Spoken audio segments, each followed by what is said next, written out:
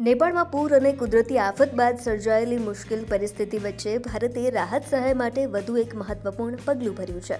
ઉત્તર પ્રદેશના ગાઝિયાબાદથી ભારતીય વાયુસેનાનું C-70 ગ્લોબમાસ્ટર ટ્રાન્સપોર્ટ એરક્રાફ્ટ નેપાળ માટે રાહત સામગ્રી લઈને રવાના થયું છે.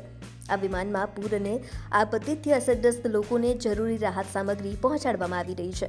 ભારતીય વાયુસેનાનું C-70 ગ્લોબમાસ્ટર મોટા પ્રમાણમાં સામગ્રી અને સાધનોને ઝડપથી એક સ્થળેથી બીજા સ્થળે પહોંચાડવામાં સક્ષમ છે.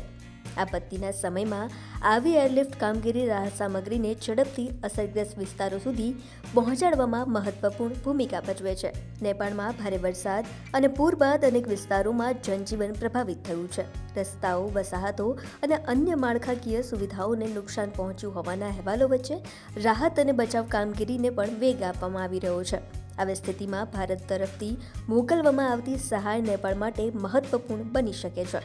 ગાઝિયાબાદથી C-17નું રવાના થવું ભારત અને નેપાળ વચ્ચેના માનવતાવાદી સહયોગનું પણ ઉદાહરણ છે. પાડોશી દેશમાં કુદરતી આફત સર્જાય ત્યારે ભારત અગાઉ પણ રાહત અને બચાવ કામગીરીમાં સહયોગ આપતું રહ્યું છે. ભારત તરફથી મોકલવામાં આવી રહેલી રાહત સામગ્રીનો ઉપયોગ અસરગ્રસ્ત લોકોની તાત્કાલિક જરૂરિયાતોને પહોંચી વળવા માટે કરવામાં આવશે. આપત્તિગ્રસ્ત વિસ્તારોમાં ખોરાક, જરૂરી સામગ્રી અને અન્ય રાહત સાધનોની જરૂરિયાત ઊભી થતી હોય છે. ત્યારે એરલિફ્ટ મારફતે આવી સામગ્રી ઝડપથી પહોંચાડવી રાહત કામગીરી માટે મહત્વપૂર્ણ સાબિત થઈ શકે છે. ભારતીય વાયુસેનાનું C-17 ગ્લોબમાસ્ટર આ સમગ્ર રાહત મિશનમાં મહત્વપૂર્ણ ભૂમિકા ભજવી રહ્યું છે.